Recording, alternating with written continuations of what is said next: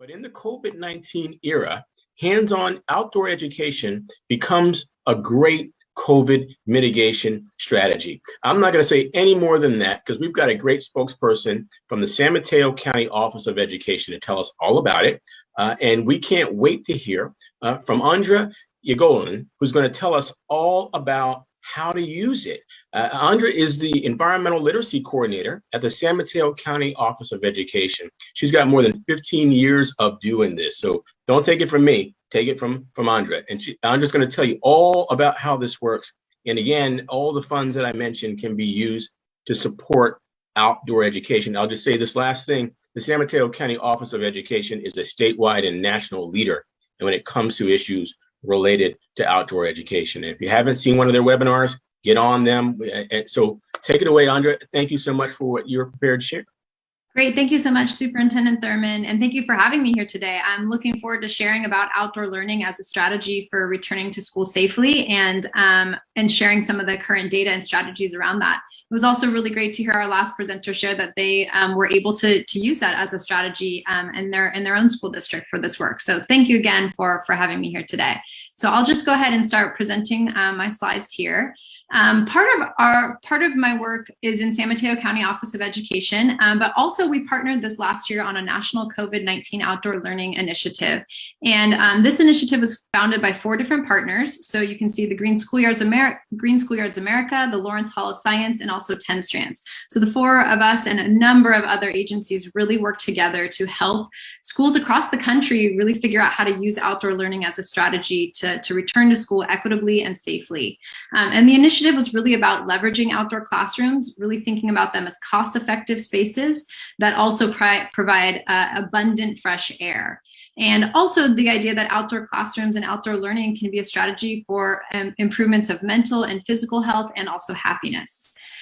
So locally in San Mateo County, we were actually able to support about 65% of our school districts to really leverage this as a strategy. And we supported folks in 2020 in the last school year, but also many schools have been asking for help as they go into this school year as well.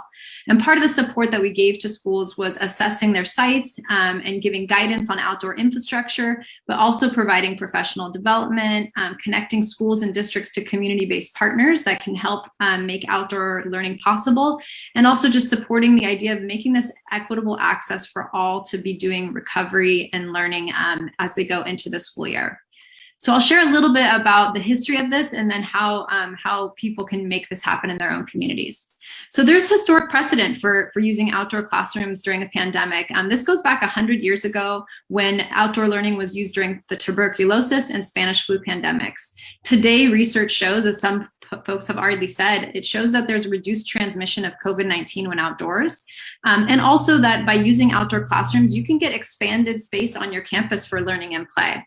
There's also a lot of academic and mental health improvements from learning outdoors that are well documented in research and have really shown to take hold, especially during this crisis. So some things that we felt are really helpful for people to think about are these core strategies.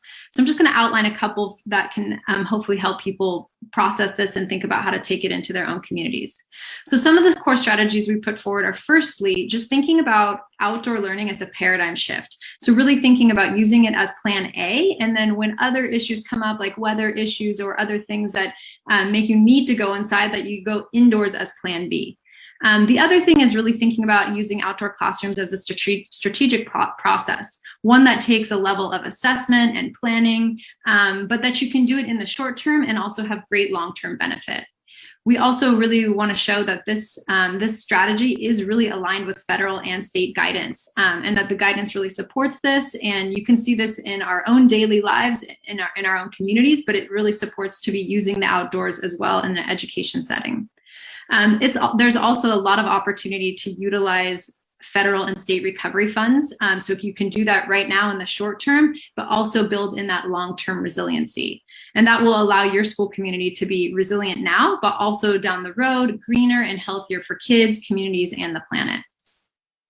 One thing that I thought would be really important to share here is just also understanding that outdoor time is flexible. So this is a strategy that could be scalable, where one teacher could take their class outside for just part of the day, or you could have most teachers taking their kids outside for most of the day. So it's really flexible to think about how to do that and to really schedule for that as well. There's also a variety of programs that can be used in the outdoor setting. So you can do academic programs, social emotional learning, recess, break, lunch. You can bring your specialty classes outside. You can have expanded learning time outside, and also it can be used for co-curricular time. So it's definitely not a bad investment. It can be used in so many different ways. The other thing to think about, I know some teachers, when they hear, oh, outdoor learning, they think now I have to teach environmental science, but it's not true. You can teach all the different subject areas outside, and you can really think about the outdoors as a space to, yes, you can learn from the outdoors and really do environmental studies, or you can just learn within the outdoors. So there's a lot of different flexibility there for outdoor learning. Important considerations for folks to be really successful in this is thinking about infrastructure. So really considering what are the seating types that we might need to use or have access to already. How might we spatially arrange things if we need to make sure we're doing physical distancing? What might we consider for shade and shelter depending on our weather and climate circumstances? And how can we get teaching and learning supplies out there that are going to allow kids to write on hard surfaces or allow teachers to demonstrate things on a whiteboard? You might also consider things like hats and water bottles and those types of supplies as well. One of the things that we help some of our school districts navigate through is really helping with faculty and staff, and knowing that when you bring people into the outdoor setting, you're going to need to do a little bit of training. So we helped a school district issued a survey to their students to their teachers in our county that really was asking questions like, are you most concerned about temperature or air quality or some of these climatic issues? Are you more concerned about like behavioral practices of students? Are you more concerned with academics? So it's a really good idea to think about getting a temperature of your own faculty and staff and where their concerns are before putting together a professional development program for them. Also, a lot of teachers are really going to want to have some example ideas on how to do this. Like, how do I build this into regular routines that I do? What are some key strategies that I could do, like for ELA time or for math? And can I use the outdoor space as a collaborative learning space as well? So factoring all that into a plan can be really important and can help empower teachers to have that confidence to be teaching in different spaces, an indoor space and also an outdoor space. Another thing to think about is that you really can leverage your funding. So the funding is meant to be building back better, and utilizing outdoors as a space is a resiliency strategy, which means you would be building back better. So you can use those funds for infrastructure, you can use those funds for professional development, you can use them to establish community-based partners, like having community-based partners come onto your campus to work with students, and also for bringing kids off-site to do field trips. And you can also use it for expanded learning time and utilizing that outdoor space. So there's a lot of different opportunities for making outdoor learning happen, and also it is a safe and equitable place for doing learning and play. So thank you for hearing that, and if there's any questions, I'd love to address them.